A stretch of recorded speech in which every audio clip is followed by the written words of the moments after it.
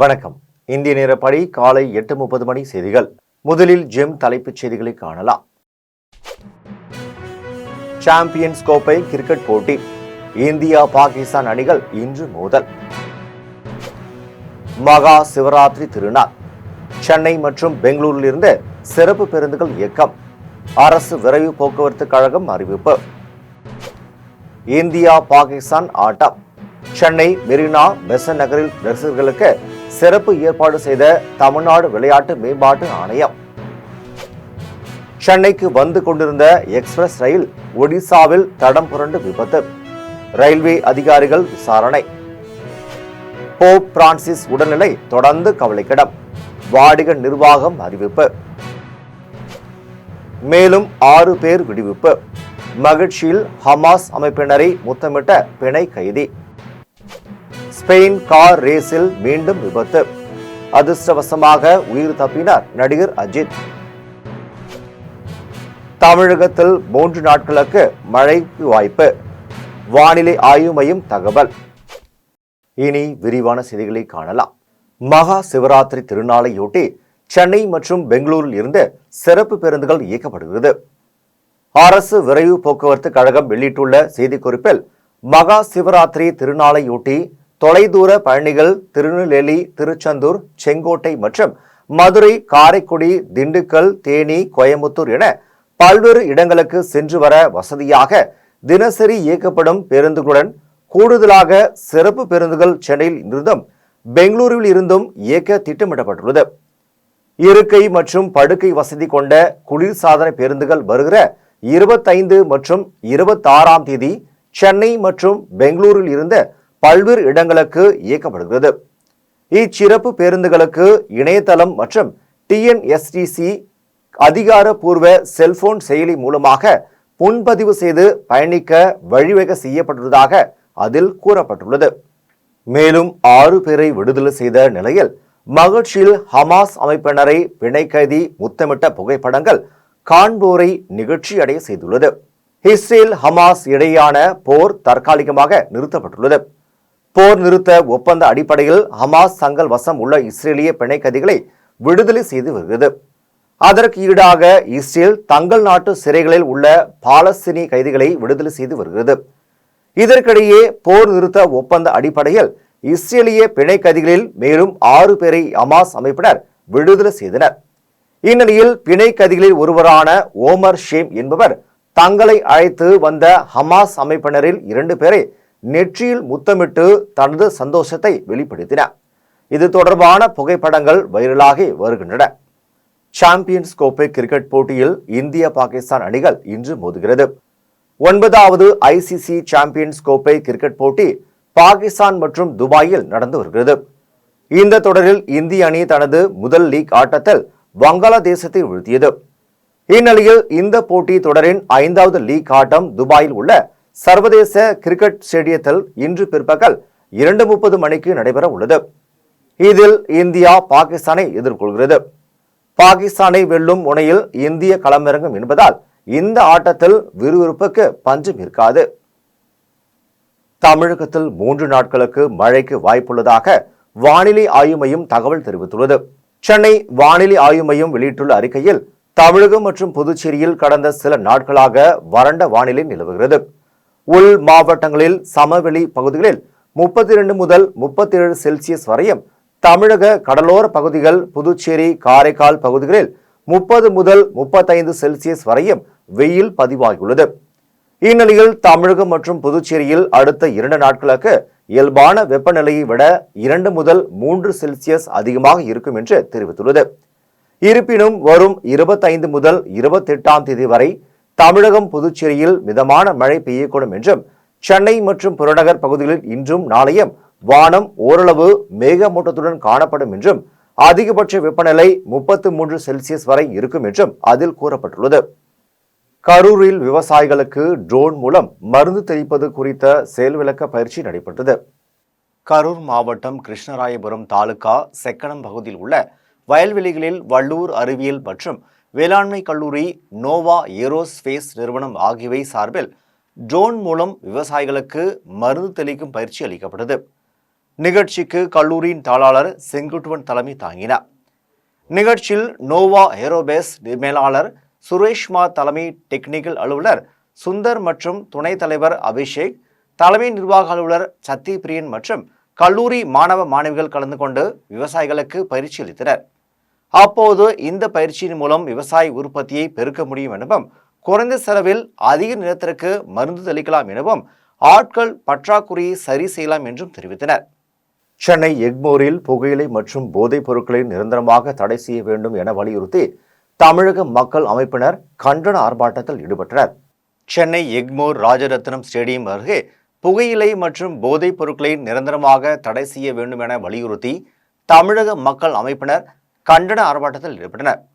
அப்போது திமுக ஆட்சியில் கொலை கொள்ளை நடைபெறுவதற்கும் குழந்தைகள் மற்றும் பெண்களுக்கு எதிரான வன்முறைக்கு காரணமாகவும் உள்ள குட்கா, பான் மசாலா உள்ளிட்ட போதைப் பொருட்களை நிரந்தரமாக தடை செய்ய வேண்டும் எனவும் வலியுறுத்தினர். இது தொடர்பாக தமிழக மக்கள் அமைப்பின் அமைப்பாளர் சிரில் அலெக்சாண்டர் செய்தியாளர்களிடம் பேசினார். பொருள் அப்படிங்கிறது வந்து பெரிய அளவில் இன்னைக்கு வந்து இருந்துட்டு இருக்கு. குறிப்பாக குழந்தைகள் மத்தியில் வந்து இன்னைக்கு போதைப் பொருள் வந்து பெரிய அளவில் பரவிட்டு இருக்கு. அதற்கு மூல காரணம் புகையிலை பொருள் தான். புகையிலை பொருள் தான் வந்து கேட்வே ட்ரக்னு சொல்கிறோம், அந்த குட்கா ப்ராடக்ட்ஸ்ன்னு சொல்கிறோம். அந்த குட்கா ப்ராடக்ட்ஸ் வந்து இன்னைக்கு தமிழ்நாட்டில் நிரந்தர தடை இல்லாத ஒரு நிலை இருக்கிறது. அப்பப்போ அந்த தடையை வந்து நீடித்து கொண்டிருக்கிறார்கள். அது வந்து சரிபட்டு வராது. நிரந்தரமான ஒரு தடை இருப்பதன் மூலமாக மட்டும்தான் இதை வந்து நம்மளால் வந்து கண்ட்ரோல் பண்ண முடியும். தமிழ்நாடு அரசு பல்வேறு நடவடிக்கைகளை வந்து எடுத்துட்டு இருக்கிறாங்க போதைப் பொருளை ஒழிப்பதற்காக. ஆனால் அவர்கள் முக்கியமாக எதை செய்ய வேண்டுமோ அதை செய்யாமல் இருக்கக்கூடிய ஒரு சூழல் இன்று நிலவுகிறது. இந்த போதைப் பொருளை தடுத்து நிறுத்த வேண்டும் என்று சொன்னால் குட்கா, பான்பராக் போன்ற அனைத்து விதமான மெல்லு வகை புகையிலை பொருட்களையும் நிரந்தரமாக தடை செய்ய வேண்டும். டெம்பரவரி ஆர்டர் வேலைக்கு ஆகாது. ஏன்னா 2023 இதே மாதிரி கிட்டத்தட்ட வந்து ஒரு 5 மாதங்கள் வந்து போதைப் பொருட்கள், இந்த குறிப்பாக இந்த புகையிலை பொருட்கள் விற்பனை செய்யலாம், குட்கா வந்து விற்பனை செய்யலாம்னு இருந்ததுனால தான் இன்னைக்கு வந்து பெரிய அளவில் நம்ம வந்து பல்வேறு பிரச்சனைகளை சந்திச்சுட்டு இருக்கிறோம். விராலிமலையில் விற்பனை செய்வதற்காக கடத்தி வரப்பட்ட 150 கிலோ குட்கா பொருட்களை பறிமுதல் செய்த காவல்துறையினர் 3 பேரை கைது செய்தனர்.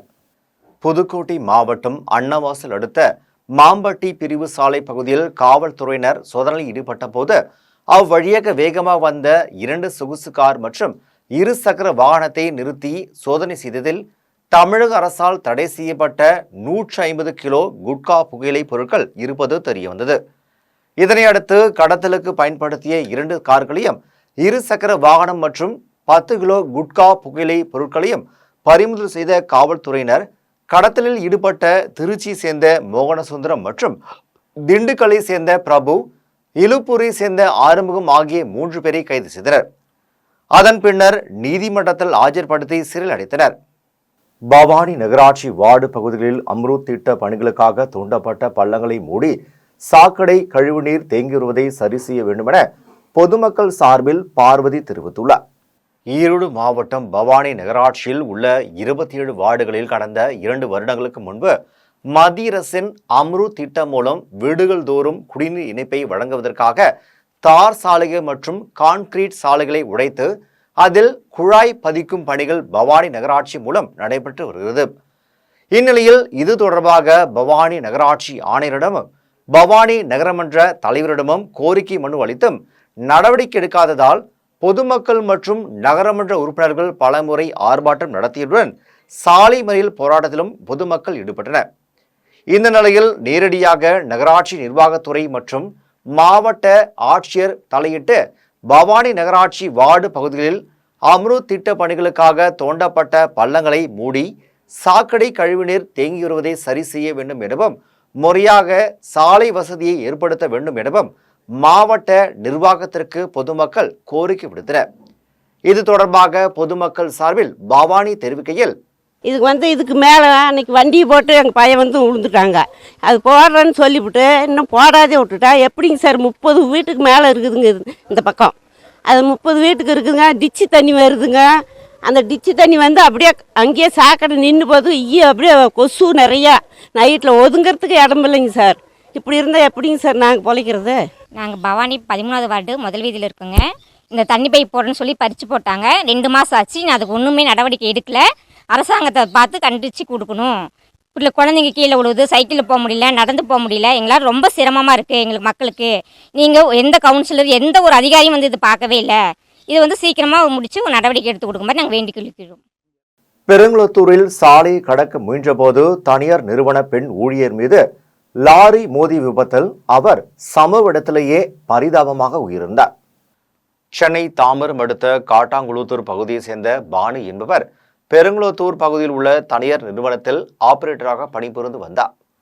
இவர் வழக்கம் போல் வண்டலூர் அருகே இரணியம்மன் கோவில் பேருந்து நிலையத்தில் இறங்கி தனியார் நிறுவனத்திற்கு செல்ல சாலையை கடந்துள்ளார்.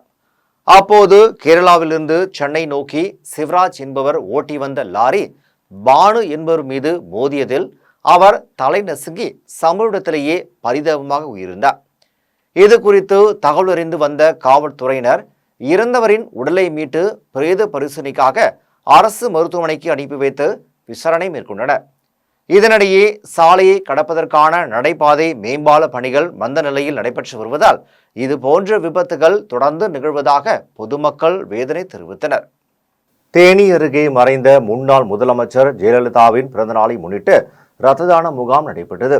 தேனி மேற்கு மாவட்ட அம்மா பேரவை மற்றும் கூடலூர் நகர கழகத்தின் சார்பில் மறைந்த அதிமுக முன்னாள் முதலமைச்சர் ஜெயலலிதாவின் பிறந்தநாளை முன்னிட்டு இரத்த தான முகாம் தனியார் மண்டபத்தில் நடைபெற்றது. முகாமிற்கு கூடலூர் நகர செயலாளர் அருண்குமார் தலைமை தாங்கினார். முகாமில் முன்னாள் அமைச்சரும் சட்டமன்ற எதிர்க்கட்சி துணை தலைவருமான RB உதயகுமார் கலந்து கொண்டு இரத்த தானம் வழங்கி முகாமை தொடங்கி வைத்தார். இதில் அண்ணா திராவிட முன்னேற்ற கழக கட்சியை சேர்ந்த நிர்வாகிகள் 50க்கும் மேற்பட்டோர் பங்கேற்று இரத்த தானம் வழங்கினர். தூத்துக்குடி தெற்கு மாவட்ட ஜெயலலிதா பேரவை சார்பில் அதிமுக ஆட்சியின் சாதனைகளை விளக்கும் துண்டு பிரசுரங்கள் பொதுமக்களிடம் வழங்கப்பட்டது. தூத்துக்குடி சிவன் கோவில் தேரடி வீதியில் தெற்கு மாவட்ட ஜெயலலிதா பேரவை சார்பில் அதிமுக ஆட்சியின் சாதனைகளை விளக்குவதற்கான துண்டு பிரசுரங்கள் வழங்கும் நிகழ்ச்சி நடைபெற்றது. நிகழ்ச்சியில் தெற்கு மாவட்ட செயலாளர் SP சண்முகநாதன், மாநில அமைப்பு செயலாளர் சின்னதுரை ஆகியோர் கலந்து கொண்ட அதிமுக அரசு மக்களுக்கு வழங்கிய திட்டங்கள் குறித்தும், தமிழகத்தில் திமுக ஆட்சியில் மாணவிகளின் பாலியல் தொந்தரவு, சட்ட ஒழுங்கு பிரச்சினை மற்றும் மாநகராட்சியின் வரி உயர்வு உள்ளிட்ட மக்கள் விரோத போக்கை விளக்கும் துண்டு பிரசுரங்களை பொதுமக்களிடம் வழங்கினர். புதிய கல்விக் கொள்கை என்றால் என்னவென்றே தெரியாமல் அரசியல் நோக்கத்திற்காக தமிழக அரசு அதை எதிர்க்கிறது என்று தென்காசியில் கிருஷ்ணசாமி குற்றம் சாட்டியுள்ளார். தென்காசி நகர பகுதியில் உள்ள தனியார் திருமண மண்டபத்தில் ஒன்றில் புதிய தமிழகம் கட்சி சார்பில் இடஒதுக்கீடு தொடர்பான ஆலோசனை கூட்டம் நடைபெற்றது. கூட்டத்தில் புதிய தமிழகம் கட்சியின் நிறுவன தலைவர் கிருஷ்ணசாமி பங்கேற்று ஆலோசனை வழங்கினார். அதன் பின்னர் செய்தியாளர்களிடம் பேசிய அவர், புதிய கல்விக் கொள்கை என்றால் என்னவென்றே தெரியாமல் அரசியல் நோக்கத்திற்காக தமிழக அரசு அதை எதிர்பார்ப்பதாக கிருஷ்ணசாமி குற்றம் சாட்டினார். அது அந்த கல்விக் கொள்கையிலே என்ன குறைபாடு, அதை ஏற்றுக்கொள்வதற்கு என்ன மறுப்பு காரணம் என்ன என்பதை இன்னைக்கு வரையிலும் தமிழ்நாட்டு முதலமைச்சர் MK ஸ்டாலினோ அல்லது அந்த கட்சிக்காரர்களோ விளக்குவதற்கு என்ன தயக்கம்? அதை விட்டுப்பட்டு நீங்க எல்லாம் விட்டு போட்டு எல்லாம் மூடி மறைச்சிட்டு ஒரு பகுதி மட்டும் சொன்னா என்ன நியாயம்? அதனால நீங்க நேர்மையா இருக்கிறதாக இருந்தால் நீங்க உண்மையிலேயே அந்த கல்விக் கொள்கை என்னங்கிறது தெரிஞ்சு வச்சிருந்தா, அது அதை பத்தி உங்களுக்கு ஏதாவது கொஞ்சமாவது ஞானம் இருக்கும் பட்சத்தில் தேசிய கல்விக் கொள்கை என்ன குற்றம் இருக்கு நீங்க வெளியே சொல்லணும். அப்பதான் பப்ளிக் தெரியும், ஓஹோ இந்த கல்விக் கொள்கை தமிழ்நாட்டுக்கு பாதிப்பு, தமிழ்நாட்டு மாணவர்களுக்கு பாதிப்பு அப்படிங்கிறத நீங்க முதல்ல வெளியே சொல்லாம பணம் கொடுக்கலன்னு சொன்னா என்ன நியாயம்? அதனால முதல்ல இன்னைக்கு இருக்க திமுக அரசு கடந்த காலம் போலயே எதையாவது ஒண்ணு சொல்லி தமிழ்நாட்டு மக்களை ஏமாத்தலாம் நினைக்க வேண்டாம். புதிய கல்விக் கொள்கையில் என்ன குறைபாடை இவர்கள் கண்டிருக்கிறார்கள் என்பது குறித்து ஒவ்வொன்றா விழாவாரியே விளக்கணும். பழனியில் தைப்பூச திருவிழாவையொட்டி முருகப்பெருமானை திருமணம் செய்த வள்ளிக்கு தாய் வீட்டு சீதனமாக குறவர் இன மக்கள் சீர்வரிசை பொருட்களை வழங்கினர். பழனியில் தைப்பூச திருவிழாவையொட்டி முத்து குமாரசாமி வள்ளி தெய்வானைக்கு திருக்கல்யாணம் நடைபெற்றது. விழாவின் முன்னதாக வள்ளியின் பிறந்த வீடான குறவர் இன மக்கள் தேன், தினை மாவு, மா, பலா, வாழை உள்ளிட்ட பழங்களையும் கிழங்குகளையும் தாய் வீட்டு சீதனமாக பழனி கோவில் நிர்வாகத்திடம் ஒப்படைத்து முருகப்பெருமானை வழிபாடு செய்தனர். விழாவில் வனவேங்கை கட்சியின் தலைவர் இரணியன், பொருளாளர் மகேந்திரன், செல்லமுத்து உள்ளிட்ட குறவர் இனத்தை சேர்ந்த ஆயிரக்கணக்கானோர் பங்கேற்று அழகு குத்தி வள்ளி தெய்வானை சமேத முருகப்பெருமானுக்கு நேர்த்திக்கடன் செலுத்தியும் பாரம்பரிய ஆட்டம் ஆடியும் வழிபாடு செய்தனர். கல்பாக்கம் அருகே தர்பூசணி செடி மற்றும் காய்களை மாடுகள் சேதப்படுத்துவதால் 1 ஏக்கருக்கு 70 முதல் 80,000 ரூபாய் வரை நஷ்டம் ஏற்படுவதாக விவசாயிகள் வேதனை தெரிவித்தனர். செங்கல்பட்டு மாவட்டம் கல்பாக்கம் அடுத்த கடலூர், காத்தான்கடை, ஆடையாளச்சேரி, குண்டுமணிச்சேரி ஆகிய பகுதியில் சேர்ந்த விவசாயிகள் சுமார் 450 ஏக்கரில் 1 ஏக்கருக்கு 70 முதல் 80,000 வரை செலவு செய்து தர்பூசணி, நெற்பயிர், காய்கறிகளை விவசாயம் செய்து வருகிறார்கள். மேலும் 10 நாட்களில் அறுவடை செய்யும் நிலையில் உள்ள தர்பூசணி மற்றும் காய்கறிகளை அப்பகுதியில் உள்ள சுமார் 100க்கும் மேற்பட்ட மாடுகள் இரவு நேரங்களில் விளை நிலத்தில் புகுந்து தர்பூசணி காய்களை உடைத்து செடிகளையும் சேதப்படுத்துவதாக விவசாயிகள் வேதனை தெரிவித்தனர். இது குறித்து வருவாய்த்துறை, காவல்துறை மற்றும் மாவட்ட ஆட்சியரிடம் மனு அளித்தும் இதுவரை அதற்கான எந்த நடவடிக்கையும் எடுக்கவில்லை என்றும், இதே நிலை தொடர்ந்தால் விவசாயிகள் சங்கம் சார்பில் ஆர்ப்பாட்டம் நடத்தப் போவதாகவும் விவசாயிகள் தெரிவித்தனர். விவசாயம் பண்ணிட்டு வரும்போது பார்த்தீங்கன்னா இந்த பக்கத்து ஊரை சேர்ந்த மாடுங்க கட்டுறதே கிடையாது. மனாரியா நைட்டும் பகலும் மாடு வருது. பகல்லையாவது உட்காந்துன்னு ஓட்டிடுறோம், விவசாயம் பண்ணுறோம், ஓட்டிடுறோம். ஆனால் நைட்டில் எந்நேரம் உட்காந்துருக்குது. அந்த பக்கத்தில் உட்காந்தா இந்த பக்கத்தில் வந்து இறங்குது, அந்த பக்கத்தில் மான் மாரி ஓடுது மாடு. விவசாயமே பண்ண முடியல. இப்போ விவசாயம் பண்ணுறதே பெரிய கஷ்டமாகுது. விவசாயம் பண்ண கணக்கு பார்த்தாக்க 10 பைசாவுக்கு புண்ணியம் கிடையாது. இருந்தாலும் நாங்கள் விவசாயத்தை கட்டிக்கின்னு அழுது நடக்கிறோம்.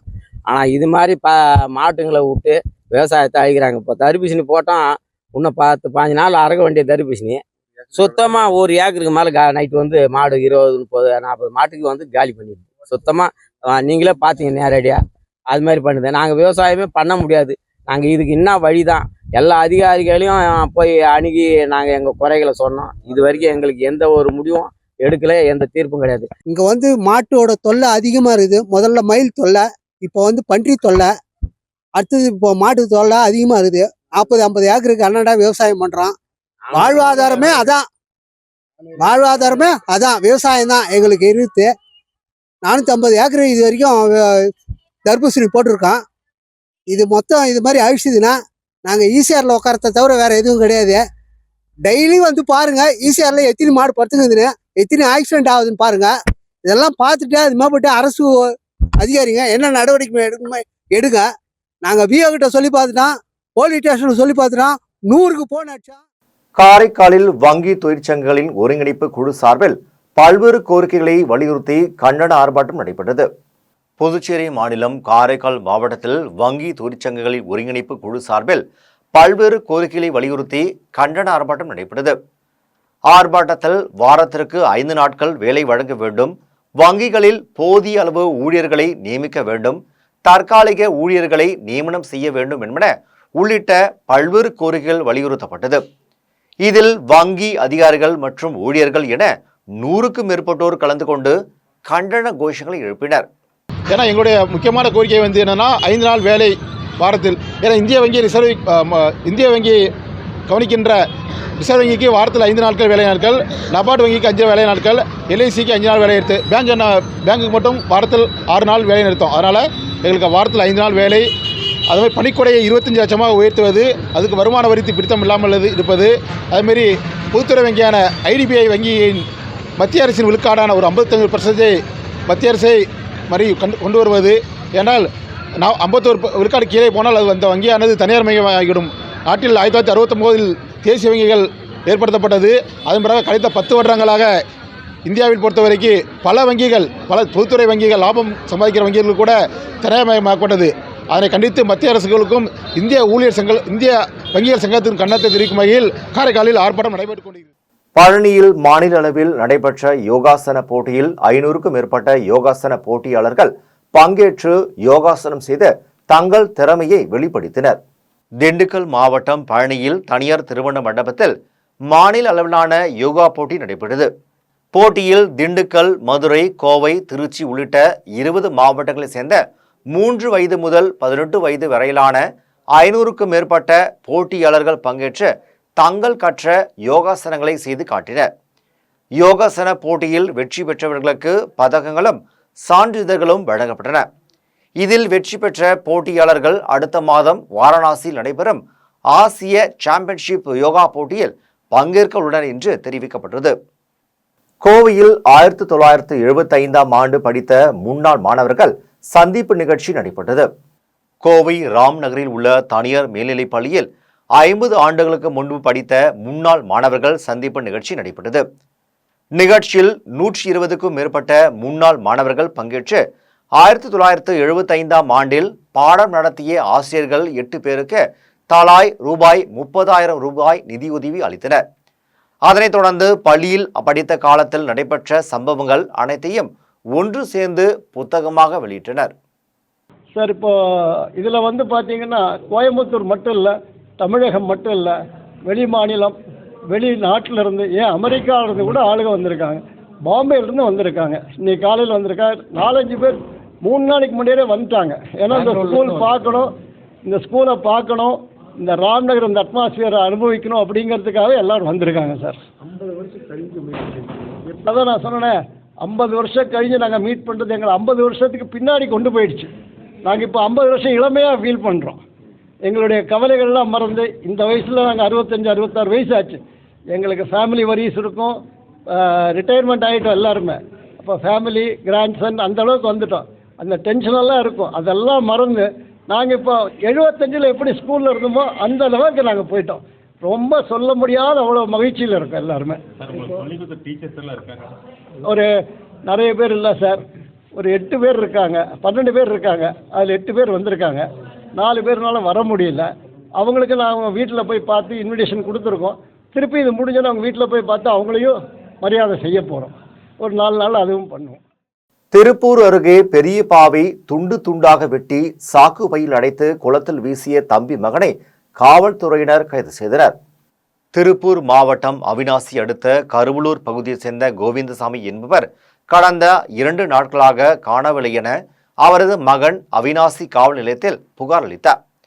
புகாரின் பேரில் காவல்துறையினர் விசாரணை மேற்கொண்டதில் கோவிந்தசாமியின் தம்பி மகன் ரமேஷ் என்பவர் அவ்வப்போது தகராறில் ஈடுபடுவார் என தெரியவந்தது. இதனைத் தொடர்ந்து அவரை அழைத்து விசாரணை மேற்கொண்ட போது ரமேஷிற்கும் அவரது சகோதரிக்கும் இடையே சொத்து தகராறு இருந்து வந்ததாகவும் இதனை தீர்த்து வைக்குமாறு கோவிந்தசாமியிடம் கேட்டபோது கோவிந்தசாமி மறுப்பு தெரிவித்ததால் அவரை கீழே தள்ளிய போது உயிர்ந்து விட்டதால் ஆள் நடமாட்டம் இல்லாத கோழிப்பண்ணை அருகே கோவிந்தசாமியின் உடலை துண்டு துண்டாக வெட்டி 2 சாக்கு மூட்டைகளில் கட்டி குளத்தில் வீசியதாக ரமேஷ் தெரிவித்தார். இதனை கேட்டு அதிர்ச்சியடைந்த காவல்துறையினர் குளத்திற்கு சென்று சாக்கு பையில் இருந்த கோவிந்தசாமியின் உடலை மீட்டு பிரேத பரிசோதனைக்காக திருப்பூர் அரசு மருத்துவமனைக்கு அனுப்பி வைத்தனர். மேலும் வழக்கு பதிவு செய்து ரமேஷை கைது செய்தனர். தூத்துக்குடி திரேஸ்புரம் அண்ணா காலனி கடற்கரையில் படகு மூலம் இலங்கைக்கு கடத்த இறந்த ரூபாய் 60 லட்சம் மதிப்பிலான வலி நிவாரணி மாத்திரைகளையும் படகையும் பறிமுதல் செய்த காவல்துறையினர் 2 பேரை கைது செய்தனர். தூத்துக்குடி திரேஸ்புரம் அண்ணா காலனி கடற்கரையில் வலி நிவாரண மாத்திரைகள் கடத்தப்படுவதாக கியூ பிரிவு காவல்துறை ஆய்வாளர் விஜய் அனிதாவிற்கு ரகசிய தகவல் கிடைத்தது. இதனைத் தொடர்ந்து கியூ பிரிவு காவல்துறையினர் காலனி கடற்கரையில் தீவிர கண்காணிப்பில் ஈடுபட்டனர். அங்கு படகு மூலம் இலங்கைக்கு கடத்துவதற்காக பார்சல்களை ஏற்றி கொண்டிருந்த திரேஸ்புரம் பகுதியை சேர்ந்த ஜெனிஸ்டன், தூத்துக்குடி அண்ணா தெரசா காலனியை சேர்ந்த ஹனீஸ் ஆகியோரை காவல்துறையினர் கைது செய்து படகை சோதனையிட்டனர். அதில் இலங்கைக்கு கொண்டு செல்வதற்காக ரூபாய் 60 லட்சம் மதிப்பிலான 10 மூட்டைகளில் இருந்த வலி நிவாரணி மாத்திரைகளை காவல்துறையினர் பறிமுதல் செய்தனர். மயிலாடுதுறையில் போக்சோ வழக்கில் இளைஞருக்கு 10 ஆண்டுகள் சிறை தண்டனை விதித்து அமர்வு நீதிமன்றம் தீர்ப்பு வழங்கியது. கடலூர் மாவட்டம் காட்டுமன்னார் கோவில் குச்சியூர் கிராமத்தைச் சேர்ந்த கவியரசன் என்பவர் பள்ளியில் படித்து வரும் மயிலாடுதுறை மாவட்டத்தை சேர்ந்த 12 வயது சிறுமிக்கு பாலியல் தொல்லை கொடுத்து திருமணம் செய்துள்ளார். இது குறித்து சிறுமியின் பெற்றோர் மயிலாடுதுறை அனைத்து மகளிர் காவல் நிலையத்தில் புகார் அளித்தனர். புகாரின் பேரில் காவல்துறையினர் போக்சோ மற்றும் குழந்தைகள் பாதுகாப்பு சட்டத்தின் கீழ் வழக்கு பதிவு செய்து கவியரசனை கைது செய்தனர். இது தொடர்பான வழக்கு மயிலாடுதுறை மாவட்ட முதன்மை அமர்வு நீதிமன்றத்தில் நடைபெற்று வந்தது. விசாரணை நடைபெற்ற நிலையில் சிறுமிக்கு பாலியல் தொல்லை கொடுத்த கவியரசனுக்கு 10 ஆண்டுகள் சிறை தண்டனையும் 1000 ரூபாய் அபராதம் விதித்து மாவட்ட அமர்வு நீதிமன்ற நீதிபதி விஜயகுமாரி தீர்ப்பளித்தார். வழக்கில் அரசு சார்பில் வழக்கறிஞர் ராமசீயோன் ஆஜராகினார். மயிலாடுதுறை மாவட்ட அமர்வு நீதிமன்றத்தில் நடந்து இறுதியாக இன்றைய தினம் மாவட்ட அமர்வு நீதிபதி அவர்கள் மேற்படி கவியரசனை குற்றவாளி என தீர்மானித்து குழந்தைகளை பாலியல் குற்றங்களிலிருந்து பாதுகாக்கும் சட்டம் 2012 கீழ் பிரிவு 5 மற்றும் 6 கீழ் 10 ஆண்டுகள் சிறை தண்டனையும் 1000 ரூபாய் அபராதமும் கட்டத் தவறினால் 3 மாத சிறை தண்டனையும், குழந்தைகள் திருமண சட்டத்தின் பிரிவு 9 கீழ் 2 ஆண்டுகள் சிறை தண்டனையும் 5000 ரூபாய் அபராதம் கட்டத் தவறினால் 3 மாத கடுங்காவல் தண்டனையும் விதித்து தீர்ப்பளித்தார். இரு பிரிவின் கீழ் வழங்கப்பட்ட தண்டனையும் ஏக காலத்தில் மேற்படி கவியரசன் அனுபவிக்க வேண்டும் என உத்தரவிட்டார். இந்த வழக்கு நம் மயிலாடுதுறை அமர்வு நீதிமன்றத்தில் குழந்தைகளுக்கு எதிரான சட்டத்தின் கீழ் பதியப்பட்ட வழக்குகளில் இது தொடர்ந்து 5வது தண்டனைக்குரிய வழக்காகும். கடந்த 2 மாதங்களில் 5 வழக்குகளில் தொடர்ச்சியாக மயிலாடுதுறை மாவட்ட குற்றவியல் துறை தொடர்ந்து 5 தண்டனைகளை பெற்றிருக்கிறது. இது தமிழகத்திலே இது ஒரு முதன் முறையாகும். ஒரு நீதிமன்றத்தில் 2 மாத காலத்தில் அளிக்கப்பட்ட தீர்ப்பில் குழந்தைகளுக்கு எதிரான வன்முறை வழக்குகளில் 5 வழக்குகளில் தொடர்ச்சியாக தண்டனை பெறப்பட்டுள்ளது என்பது குறிப்பிடத்தக்கது. மதுரவாயலில் காலை நேரத்தில் வீடு புகுந்து 10 சவரன் தங்க நகைகளை திருடி சென்ற மர்ம நபர்களை காவல்துறையினர் தேடி வருகின்றனர். சென்னை மதுரவாயல் கன்னியம்மன் நகர் 4வது தெருவில் ஒத்திகை வீட்டில் சந்திரகுமார் என்பவர் தனது மனைவி சீதா மற்றும் பிள்ளைகளுடன் வசித்து வருகிறார். இந்நிலையில் சீதா குழந்தைகளை டியூஷனுக்கு அழைத்து சென்றுவிட்டு வீட்டிற்கு சென்று பார்த்தபோது நகை டப்பாவில் இருந்த 10 சவரன் தங்க நகைகளை மர்ம நபர்கள் திருடி சென்றது தெரியவந்தது. இதனையடுத்து சீதாவின் கணவர் சந்திரகுமார் மதுரவாயல் காவல் நிலையத்தில் புகார் அளித்தார். புகாரின் பேரில் சம்பவ இடத்திற்கு வந்த காவல்துறையினர் மற்றும் தடவியல் நிபுணர்கள் தடயங்களை சேகரித்ததுடன் வழக்கு பதிவு செய்து மர்ம நபர்களை தேடி வருகிறார்கள். மீண்டும் ஜெம் தலைப்புச் செய்திகள். சாம்பியன்ஸ் கோப்பை கிரிக்கெட் போட்டி, இந்தியா பாகிஸ்தான் அணிகள் இன்று மோதல். மகா சிவராத்திரி திருநாள், சென்னை மற்றும் பெங்களூரில் இருந்து சிறப்பு பேருந்துகள் இயக்கம், அரசு விரைவு போக்குவரத்து கழகம் அறிவிப்பு.